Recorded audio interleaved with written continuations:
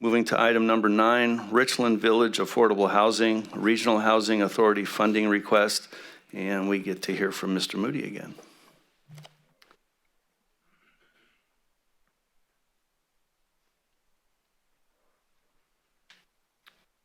Okay, so same project, but with that, we're getting into the weeds a little bit regarding the funding for it. And so, as just discussed, Richland Village proposed 176 unit apartment complex within the Regional Housing Authority controlled property on Garden Highway, the southeast corner. So the estimated cost for this project is approximately $66 million.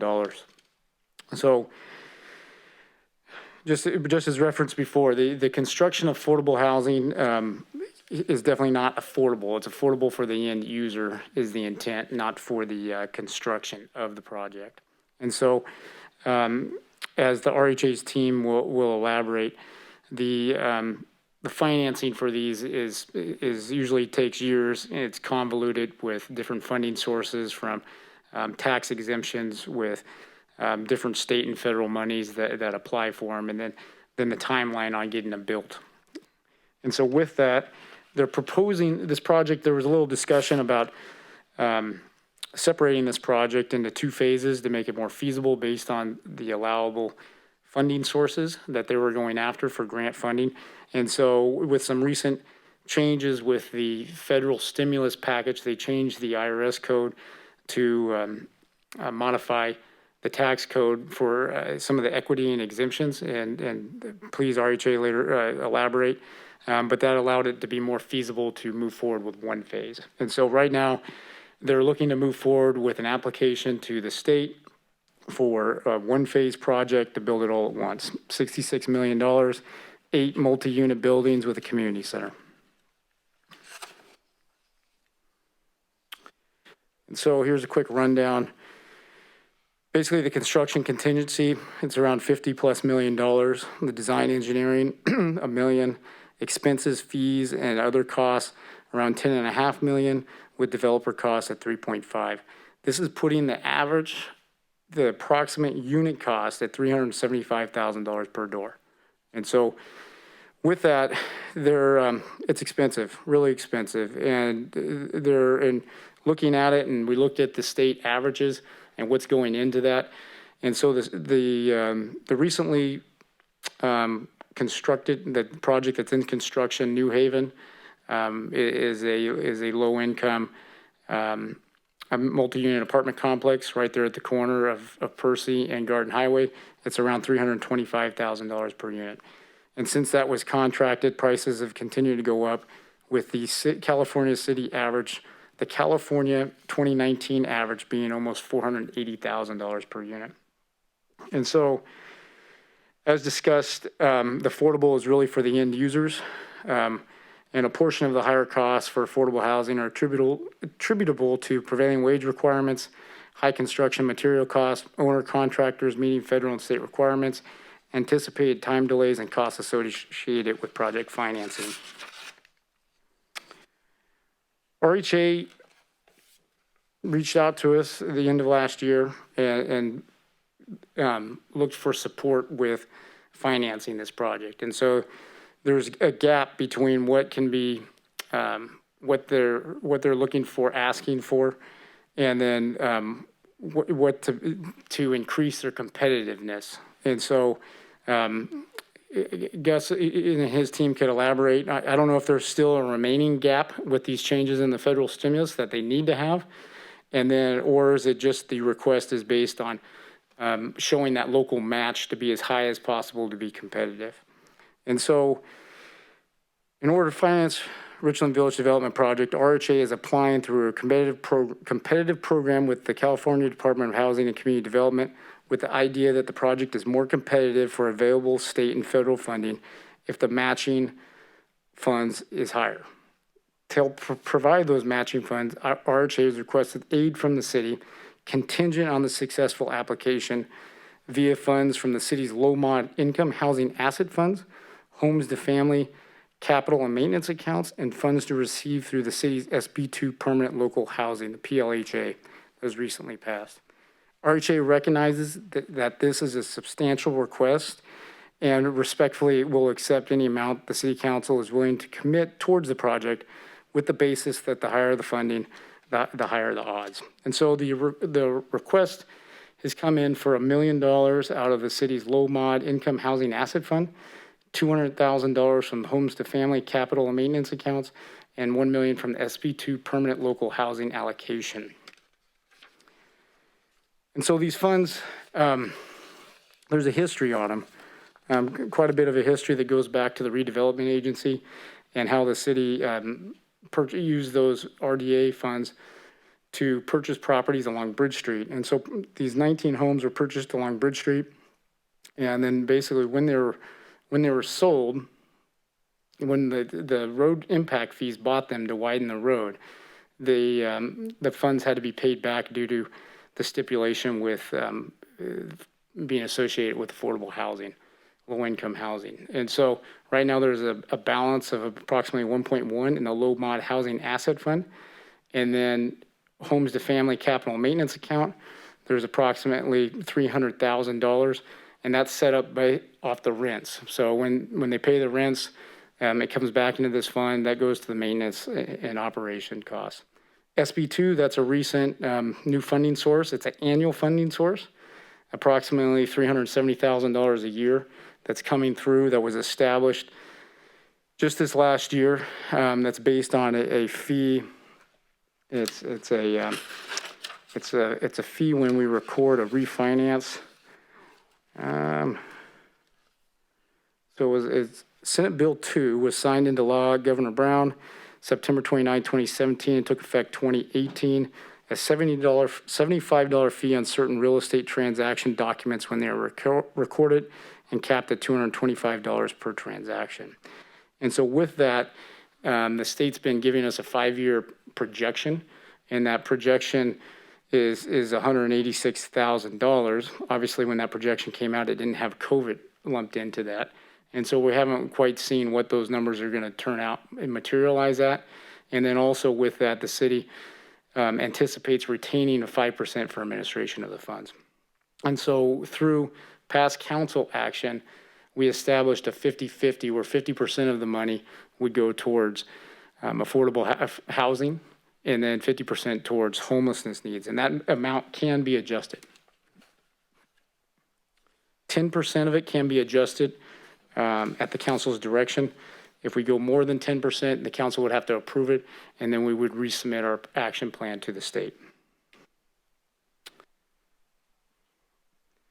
So as discussed, I've shown the requested amount and then the balance to the right.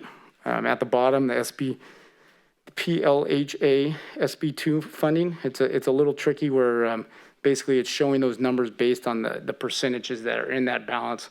And again, this is an ongoing funding source, and so that's based off the 5-year projection. And so the request amount would utilize the current majority of available low mod housing asset funds. At the June 4th, 2019 council members expressed a willingness to reserve a balance in there for temporary housing needs associated with homelessness or any unplanned needs. Regarding the homes to families funds, the RHA proposes to reduce the H2F fund to a level that will remain viable to manage the remaining 9 homes in the program.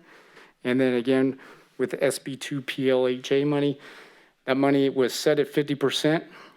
We could adjust it up to 60%, 10% adjustment per council direction. And further than that, would first have to go to the state for approval of the action plan, of their plan.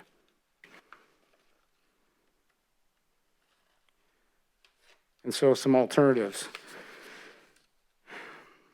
And so one of the requirements based on the New Haven, one of the ideas that came up through the New Haven project was that discussion about the impact fees. Is there any flexibility on the impact fees, and can they be reduced or not be reduced? And through that, they cannot be reduced immediately at the dais. But what I wanted to highlight here was that the city can require that the funds provided by the city be first applied towards city impact and development fees that are established. The city impact fees for this project for a multifamily is approximately 1.6 million, with the overall city fees, if you count sewer, water connection, GIS, green building fees, and the full works, it's close to a $3.5 million price tag for the project.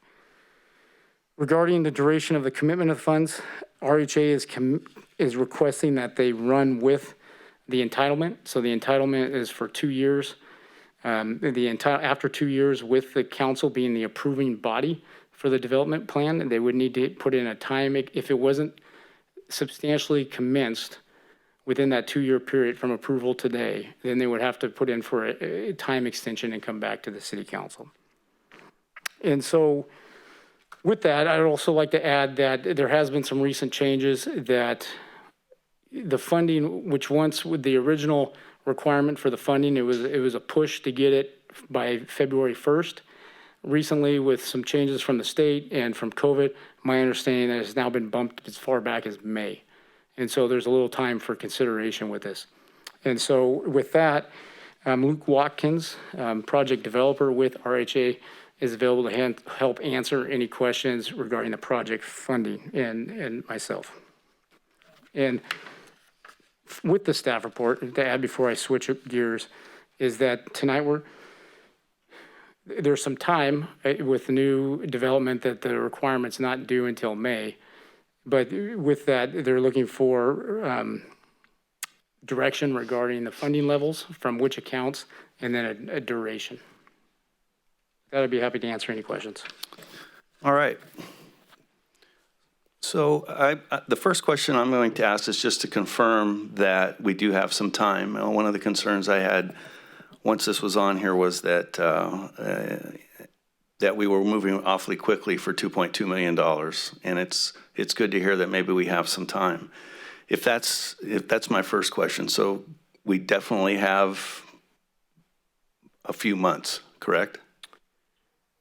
So I'm looking to RHA. Gus, my understanding is the NOFA currently is in the middle of February, but you received recent direction, it's May? That's correct, Ben and Mr. Mayor.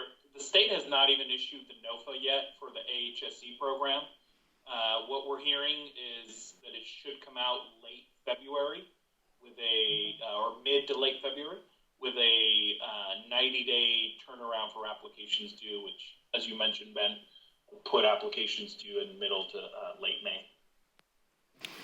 Okay, with that, then I'm going to make a suggestion that for consideration by the council is that we postpone this for a bit. I would love to continue to increase the relationship, not that it's poor now, but just get a little bit more information about this important project.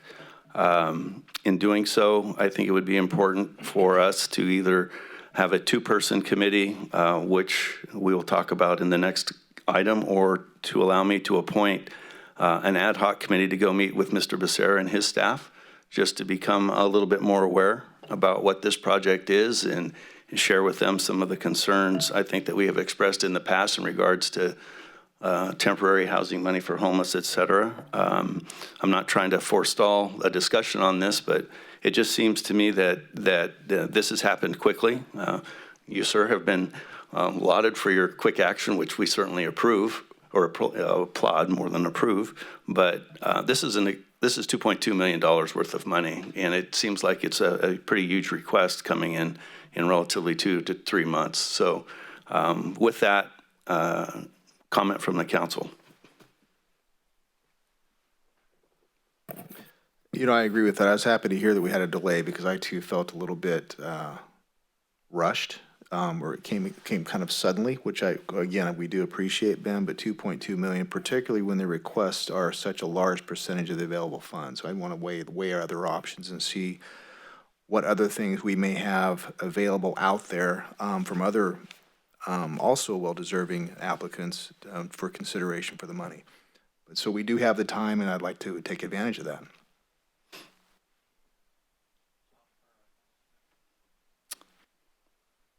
Mr. Moody, is there any downside to delaying this action?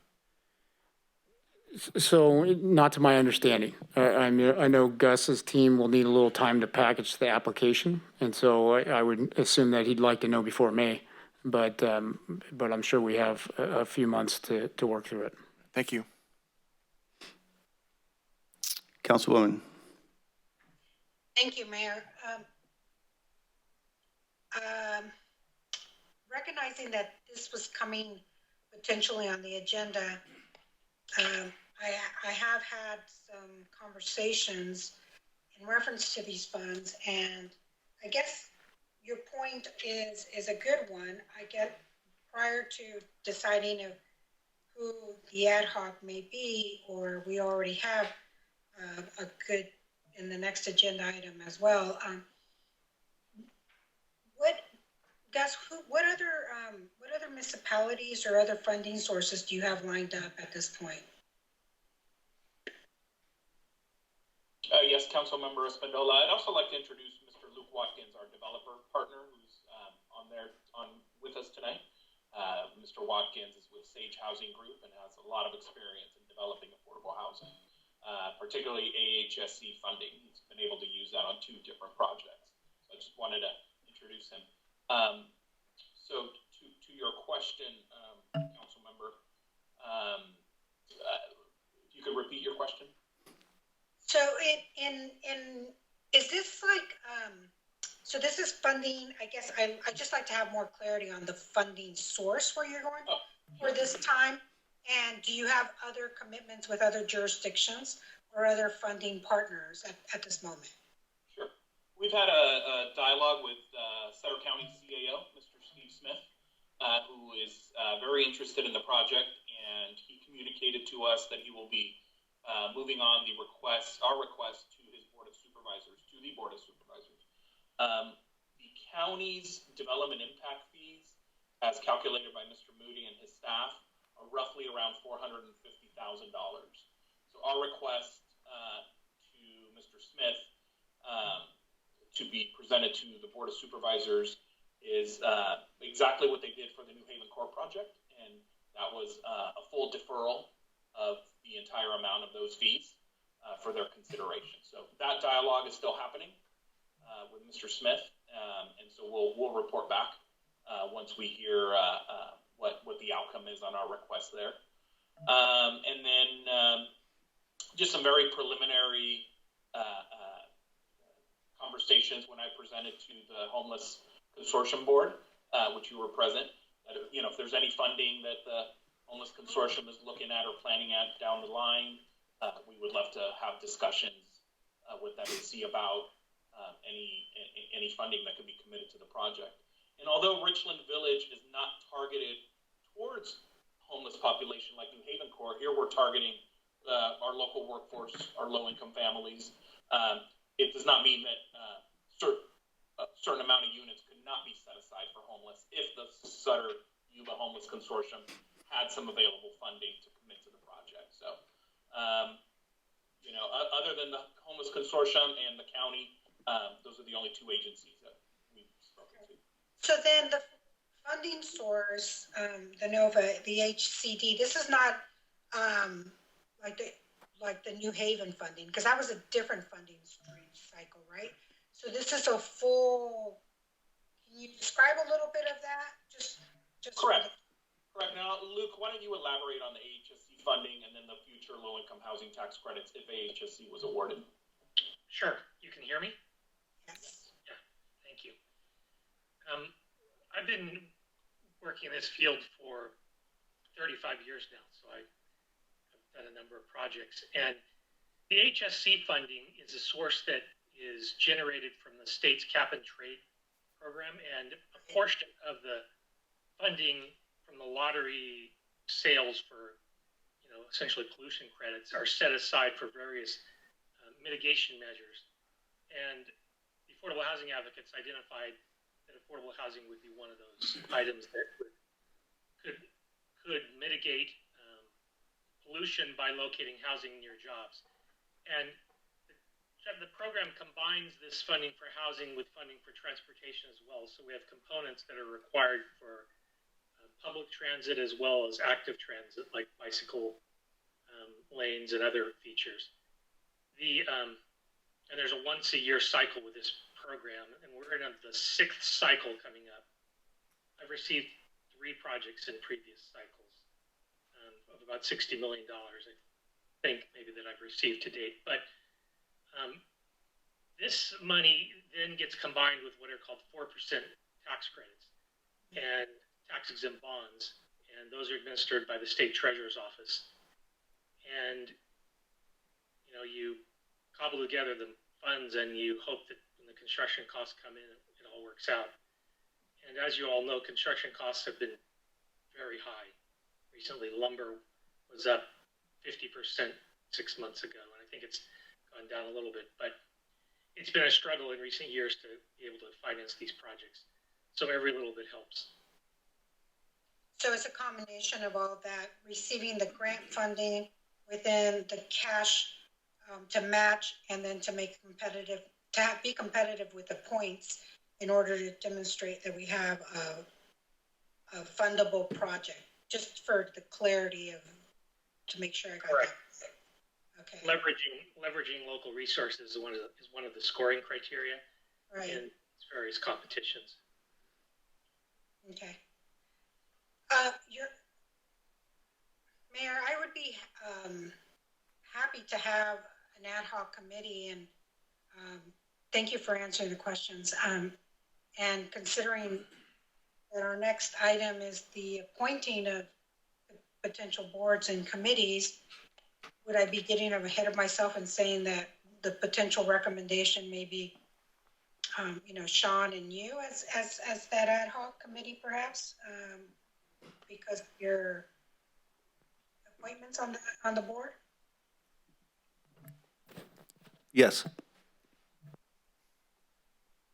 So are you asking for, I mean, I'm recommending, if I can make a recommendation, to have an ad hoc committee and recommend you and Sean to be on that ad hoc committee to further discuss with Gus and his team, if that's the decision or the course that we're moving forward.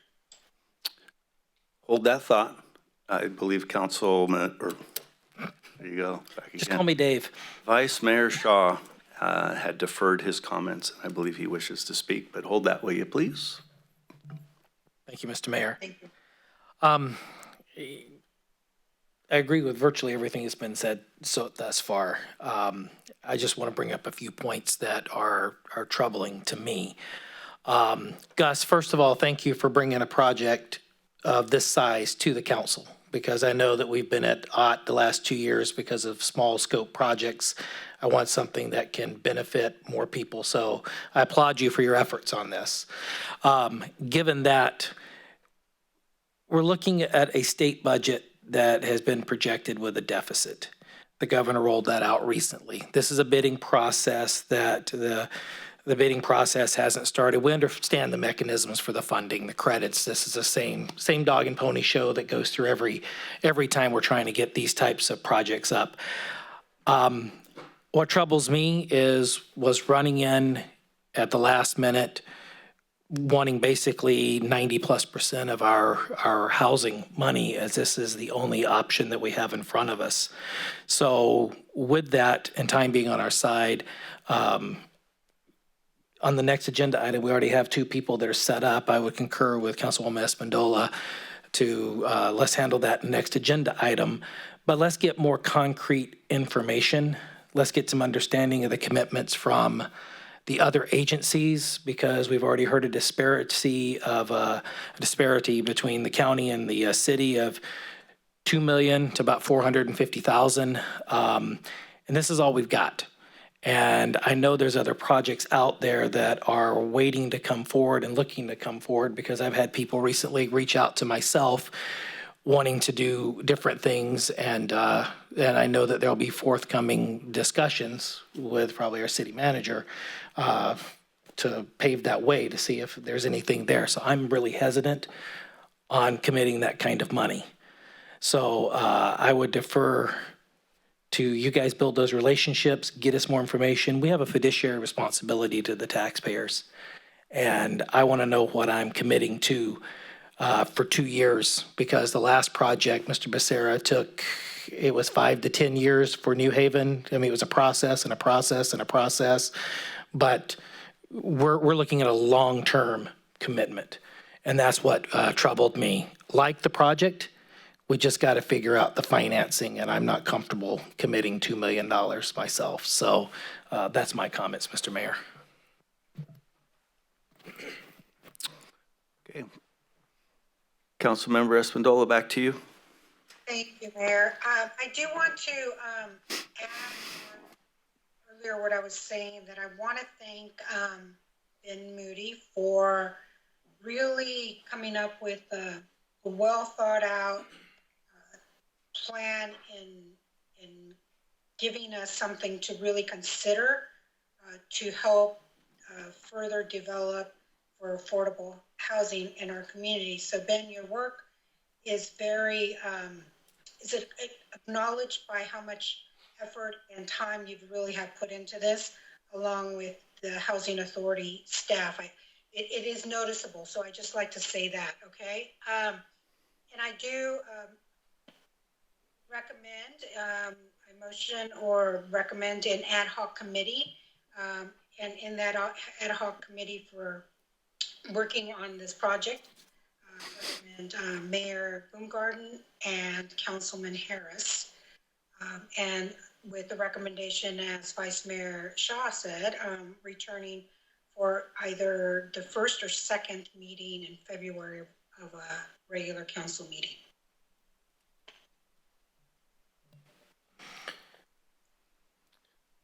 Where's Shannon? Yes. Yes, I just wanted to check, has this item been out to the public? Not yet.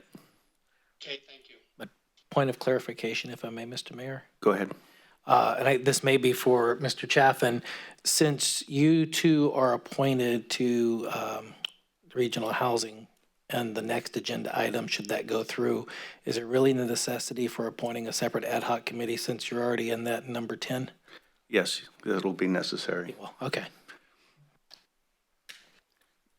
Shannon, the other question before I go to the public for any comment is, if we go ahead and approve the ad hoc committee to carry on additional conversation about an important project in the city, do we need to take any action on item number 9? No, what you can do is you can just appoint an ad hoc committee, not take any action on number 9, and direct that the ad hoc committee or staff return it at a future date for additional consideration. Okay. Do we have any comments from the public on this item? No public comment. No public comment. So I do have a existing motion out there, I believe, that considers myself and Councilman Harris for an ad hoc committee. We have a second for that? Got a motion and a second for that. Shannon, we don't need to take a vote on an ad hoc committee, do we? I would go ahead and take a vote just so it's clear. Okay. We have a motion by, I forget. Councilwoman Espandola. Yes, Councilwoman Espandola, thank you. No, I don't forget you, Grace. I just forgot the motion. And a second by Councilmember Kirschner. All those in favor of establishing an ad hoc committee to continue dialogue with Richland Housing Authority on this very important project, please signify by saying aye. Aye. Aye. Any opposition?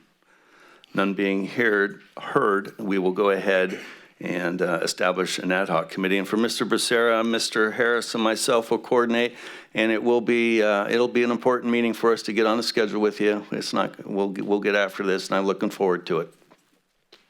Likewise, Mr. Mayor, we'll get it on the calendar. Thank you. Thank you. All right. Thank you very much. Shannon? Just making sure procedurally we're okay on 9. Do I? Yes. Thank you. 10 if you